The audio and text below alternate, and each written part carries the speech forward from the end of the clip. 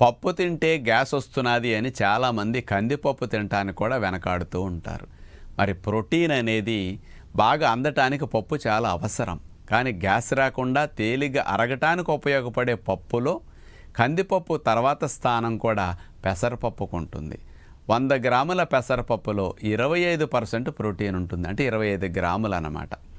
కందిపప్పుతో పోలిస్తే పెసరపప్పు తేలిగ్గా జీర్ణమవుతుంది, గ్యాసెస్ని తక్కువ ఉత్పత్తి చేస్తుంది.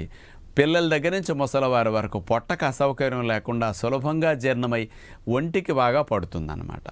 పొట్టు తీయకుండా ఉండే పెసరపప్పును మనం వంటల్లో వాడుకుంటే అందులో ఫైబర్ ఎక్కువ ఉంటుంది.